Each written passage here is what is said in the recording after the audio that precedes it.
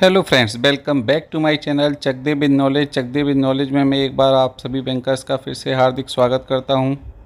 अगर आप public sector bank में काम कर रहे हैं और आपकी बैंक का नाम भी नीति आयोग द्वारा चयनित 6 बैंकों में शामिल है, यानी कि 6 शॉर्टलिस्टेड बैंकों में आपका नाम था, तो ये वीडियो आपके लिए है। अभी 2 बैंकों का नाम आ रहा है, लेकिन ये वीडियो सभी 6 बैंकों के लिए, एम्प्लॉयज़ के लिए है और ये वीडियो आपके लिए बहुत ही इम्पोर्टेंट होने वाला है। आज हम बात करने वाले हैं बैंक प्राइवेटाइजेशन से एम्प्लॉयज़ को क्या इम्पैक्ट होंगे, उन पर क्या असर पड़ेंगे उसके बारे में। क्योंकि हमारे कई बैंकर्स साथियों ने हमको ये रिक्वेस्ट किया था कि इस पर अपना एक वीडियो बनाएं, तो आज हम उसी टॉपिक को डिस्कस करने वाले हैं।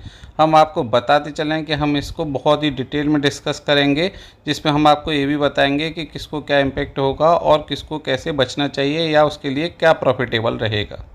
जितने भी ये पब्लिक सेक्टर बैंक्स हैं जिनका प्राइवेटाइजेशन करने की बात चल रही है, उनके एम्प्लॉयज़ को 2 कैटेगरीज में हम फिलहाल के लिए डिवाइड करते हैं। पहले एम्प्लॉय वो हैं जिनको ओल्ड पेंशन मिलती है, यानी कि जिनको पेंशन बैंक देगा। ऐसे एम्प्लॉय जो 1 अप्रैल 2010 से पहले ज्वाइन किए वो मोस्टली ओल्ड पेंशन में कवर्ड हैं, और 1 अप्रैल 2010 के बाद ज्वाइन किए एम्प्लॉय सारे के सारे एनपीएस के अंदर कवर्ड हैं। निर्मला सीतारमण जी ने पेंशन प्रोटेक्शन की बात कही थी, तो ऐसा हो सकता है कि एम्प्लॉय जो कि ओल्ड पेंशन के अंदर कवर्ड हैं, उनको पेंशन प्रोटेक्शन प्रोवाइड कराने के लिए उनको दूसरे पब्लिक सेक्टर बैंक्स जिनका प्राइवेटाइजेशन नहीं हो रहा है उनमें शिफ्ट कर दिया जाए। अब यहाँ पर आपको क्लियर कर देना चाहते हैं कि इसके चांसेस बहुत कम हैं कि ऐसा होगा। इन केस प्रोबेबिलिटी की बात करें तो अगर 1% ऐसा हो भी गया तो सिर्फ और सिर्फ ओल्ड पेंशन वाले एम्प्लॉयज़ ही दूसरे पब्लिक सेक्टर बैंक में शिफ्ट किए जाएंगे। लेकिन एनपीएस यानी कि न्यू पेंशन स्कीम के अंदर जो एम्प्लॉयज़ कवर हैं उनको तो ये इम्पॉसिबल है, उनको कभी भी दूसरे पब्लिक सेक्टर बैंक्स में मूव नहीं किया जाएगा, ये 100% श्योर है। दूसरे शब्दों में अगर हम बात करें तो चाहे वो ओल्ड पेंशन स्कीम वाले एम्प्लॉयज़ हों या न्यू पेंशन स्कीम वाले एम्प्लॉयज़ हों, सभी के सभी असुरक्षित हैं, यानी कि उनका जॉब प्रोटेक्टेड नहीं है। ऐसा प्रतीत होता है जब हम इस क्राइटेरिया पर बात करते हैं कि यंग जनरेशन को टारगेट किया जा रहा है और ओल्ड एम्प्लॉयज़ को प्रोटेक्ट किया जाएगा, लेकिन ऐसा नहीं है। हम आगे डिस्कस करते हैं, बताते हैं कि यंग जनरेशन से ज़्यादा टारगेटेड ओल्ड एम्प्लॉयज़ हैं। जो बैंक के ओल्ड एम्प्लॉई हैं, जो बैंक में पिछले 20 साल से ज़्यादा से काम कर रहे हैं या जिनकी उम्र 50 से ज़्यादा हो चुकी है, उनको फोर्स किया जा सकता है बीआरएस लेने के लिए। यहाँ पर हमने 20 साल और ये 50 साल प्लस का क्राइटेरिया केवल एग्जाम्पल के लिए लिखा है। ऐसा भी हो सकता है कि 55 प्लस को ये बीआरएस यानी कि वॉलंटरी रिटायरमेंट स्कीम के लिए फोर्स किया जाए। अब बात करते हैं उन एम्प्लॉयज़ की जो कि प्राइवेटाइज हो जाएंगे। ऐसे एम्प्लॉयज़ जो प्राइवेटाइज बैंक में काम करेंगे उनको क्या होगा, जो सैलरी स्ट्रक्चर अभी है उसको 2 पेज में डिवाइड कर दिया जाएगा। पहली होगी फिक्स्ड पे, दूसरी होगी वेरिएबल पे। यानी कि अगर आपको सपोज कीजिए कि 50,000 रुपीज़ अभी सैलरी मिलती है, तो कहा जाएगा कि 35,000 सैलरी आपकी फिक्स रहेगी और बाकी की जो आपकी 15,000 है या 30% सैलरी जो है आपकी, वो आपको परफॉर्मेंस बेस्ड मिलेगी। यानी कि वो मिल भी सकती है या नहीं, अच्छी परफॉर्मेंस होगी तो मिलेगी, अच्छी परफॉर्मेंस नहीं मिले होगी तो नहीं मिलेगी। यानी कि अगर टारगेट पूरा नहीं हुआ तो वो सैलरी आपको नहीं मिलेगी। ऐसा 80-20 का क्राइटेरिया भी हो सकता है, कोई भी क्राइटेरिया हो सकता है, लेकिन अल्टीमेटली आपकी सैलरी को 2 भागों में डिवाइड किया जाएगा, जिससे कि आपको नुकसान होगा। अब बात करते हैं जॉब सिक्योरिटी की।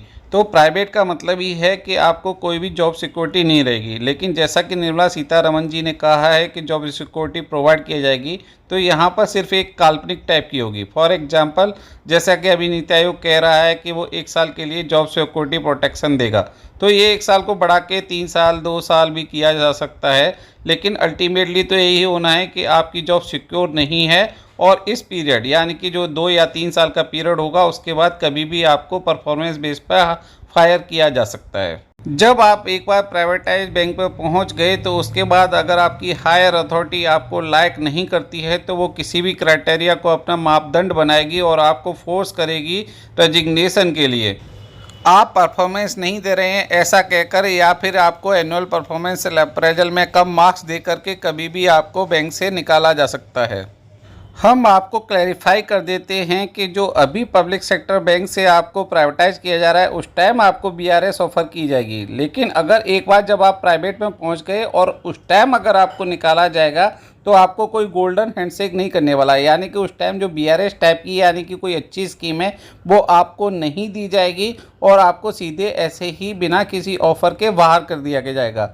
हम आपको बताते चलें कि बीआरएस जैसी स्कीम्स प्राइवेट सेक्टर बैंक्स में आजकल होती ही नहीं है in most of the cases. तो आपको अगर बीआरएस लेना है तो अभी ले लें, बाद में आपको ये अपॉर्चुनिटी नहीं मिलने वाली है। अगर बैंक आपका प्राइवेटाइज होने जा रहा है तो आप बीआरएस ले लें। ये ना सोचें कि 1 साल बाद आपको प्राइवेट बैंक में आप मूव हो जाएंगे, उसके बाद आप 1 साल काम करेंगे और फिर बीआरएस लेंगे। प्राइवेट सेक्टर बैंक्स में आजकल एम्प्लॉयज़ को निकालने का एक तरीका आम है। वो क्या करते हैं कि एम्प्लॉय को बोलते हैं कि या तो आप रेजिग्नेशन देके बाहर निकल जाइए, अदरवाइज हम टर्मिनेट करेंगे तो कहीं और जॉब भी नहीं मिलेगी। तो ऐसे केस में एम्प्लॉय क्या करता है कि मजबूरी में रेजिग्नेशन देता है। तो इस तरह से चार्जेज लगा करके या ऑप्शन दे करके एम्प्लॉयज़ को रिजाइन कराया जाता है। कुछ यंग जनरेशन एम्प्लॉय खुश हैं कि उनको प्राइवेट बैंक में जाकर के अच्छी सैलरी मिलेगी, लेकिन हम आपको बताते चलें कि जो ये सैलरी बढ़ी हुई मिलती है वो मैनेजमेंट के जो फेवरेट लोग होते हैं उनको मिलता है। यानी कि bonus, foreign trips, parties attend करना, वेकेशंस और बहुत सारे इंसेंटिव्स जो मिलते हैं वो मैनेजमेंट के फेवरेट्स को मिलते हैं, ना कि सभी एम्प्लॉयज़ को। यहाँ पर फिक्स्ड नहीं होता। जैसे कि आपको पीएलआई अभी मिलता है तो वो सारे एम्प्लॉयज़ को एक जैसा मिलता है, लेकिन प्राइवेट सेक्टर में ऐसा नहीं होता है। तो ये मान के ना चलें कि सबको बहुत ही हाई सैलरी पे होने वाली है। प्राइवेट सेक्टर बैंक्स के जो सीईओ होते हैं टॉप मैनेजमेंट में, उनको तो 15 से 20 करोड़ का पैकेज भी मिल जाता है और साथ में शेयर्स भी मिल जाते हैं जो बैंक उनको अलॉट करता रहता है time to time employ stock option plans में। लेकिन जो मैनेजर्स होते हैं, ब्रांच मैनेजर्स होते हैं, जिनको एक्चुअल में काम करना पड़ता है, उनका पैकेज कहीं बहुत ज़्यादा नहीं होता है। उन्हें कई बार तो सिर्फ 5 लाख रुपए ही मिलते हैं और सारा टारगेट उनको भी पूरा करना पड़ता है। थोड़ा और लोअर जाएं तो जो आपके अकाउंट ओपनिंग के लिए आपके घर आते हैं, यानी कि सेल्स एग्जीक्यूटिव टाइप के छोटे एम्प्लॉयज़, उनको तो केवल 5 से 10 हज़ार रुपये भी मंथली मिलते हैं, जो कि बहुत ही कम है। हमारे कई साथियों का सोचना ये भी है कि प्राइवेट सेक्टर बैंक्स के अंदर ग्रोथ बहुत जल्दी हो जाती है और बहुत ज़्यादा प्रमोशंस मिलते हैं, क्योंकि वहाँ पर पोस्ट होती हैं जैसे कि assistant vice president, assistant general manager. For example हम आपको बताएं कि हमारे यहाँ असिस्टेंट जनरल मैनेजर यानी कि पब्लिक सेक्टर बैंक में असिस्टेंट जनरल मैनेजर स्केल 5 होता है, लेकिन वहाँ पर कई बैंकों में स्केल 2 या 3 वाले को भी असिस्टेंट जनरल मैनेजर की कैटेगरी दी जाती है। उनके यहाँ फैंसी पोस्ट होती हैं जैसे कि vice president, associate vice president, assistant vice president, जो देखने में बहुत ही अच्छी लगती हैं। जैसे कि वहाँ क्लरिकल को भी एग्जीक्यूटिव बोला जाता है और हमारे यहाँ एग्जीक्यूटिव होता है स्केल 7, 6। यानी कि ये डिजिग्नेशन आपके नाम के आगे अच्छी तो लगेंगी, विजिटिंग कार्ड पर भी आपको अच्छी दिखाई देंगी जब आप कार्ड किसी को देंगे, लेकिन सैलरी आपको नहीं मिलेगी। जैसे कि पब्लिक सेक्टर बैंक में एक फिक्स्ड पे स्ट्रक्चर होता है कि क्लरिकल के स्टाफ को इतना मिलेगा, स्केल 1 ऑफिसर को इसके बीच में मिलेगा, यानी कि बाइपार्टाइट सेटलमेंट यहाँ पर होता है। ऐसा प्राइवेट बैंक्स में नहीं होता है। एक ही ग्रेड के आदमी को डिफरेंट पे मिलती हैं, यानी कि जो मैनेजमेंट का फेवरेट होगा उसको ज़्यादा पैसा मिलेगा और जो मैनेजमेंट का फेवरेट नहीं होगा उसको कम पैसा मिलेगा, भले ही दोनों ही का काम एक ही हो। अगर हम वर्किंग आवर्स की बात करें तो बैंक के ऑफिसर्स को ज़्यादा फर्क नहीं पड़ेगा, क्योंकि पब्लिक सेक्टर बैंक्स में भी जो बैंक के ऑफिसर्स हैं वो आजकल 10 घंटे से ज़्यादा काम कर रहे हैं, कभी कभी 12 घंटे तक भी वो काम कर रहे हैं। तो उनको ज़्यादा इम्पैक्ट नहीं पड़ने वाला है, क्योंकि प्राइवेट सेक्टर बैंक्स में भी 10 to 12 आवर्स काम ही करना पड़ता है। लेकिन जो सबसे ज़्यादा फर्क पड़ेगा वो पड़ेगा क्लरिकल स्टाफ को, क्योंकि अभी पब्लिक सेक्टर बैंक्स में क्लरिकल स्टाफ 10 to 5 वर्क करता है, लेकिन प्राइवेट सेक्टर बैंक्स में ऐसा नहीं होगा। उनको अपने ज़्यादा काम देना होगा और ज़्यादा घंटे बैंक में काम करना होगा।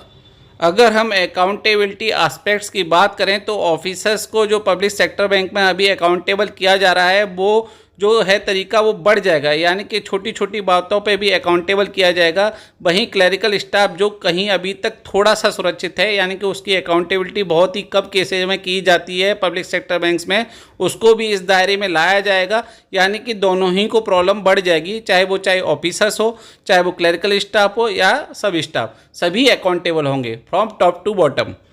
आपसे और भी बहुत सारी ढेर सारी बातें करनी थी कि जैसे कब बैंक को छोड़ना चाहिए, प्राइवेटाइजेशन के बाद प्रॉफिट होगा या अभी छोड़ने में फ़ायदा होगा, बहुत सारी चीज़ें हैं, लेकिन वीडियो बहुत लंबा हो रहा है। हम तो बस इतना ही कहना चाहते हैं कि ये मत सोचिए कि आप कौन से कैडर में हैं या कौन सी बैंक में हैं।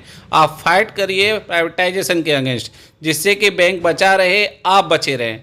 सो save country, save banks, bank बचेंगे तो देश बचेगा। आप इस टॉपिक पे और वीडियो चाहते हैं तो हमें कमेंट सेक्शन में बता दें। अपने कोई सुझाव हो या अन्य किसी टॉपिक पर भी वीडियो चाहते हैं तो भी आप हमें कमेंट सेक्शन में बता सकते हैं। हमारे वीडियो को लाइक करना और शेयर करना ना भूलिएगा। हम आपसे एक बार फिर से रिक्वेस्ट करते हैं कि प्लीज़ हमारे चैनल को सब्सक्राइब कर दीजिए और नोटिफिकेशन बेल पर क्लिक कर दीजिए, जिससे कि आपको हमारे नोटिफिकेशन मिलते रहें और आप हमारे वीडियोज़ को टाइम से देख पाएँ। हम आप सभी का दिल से शुक्रिया करते हैं। बहुत बहुत धन्यवाद।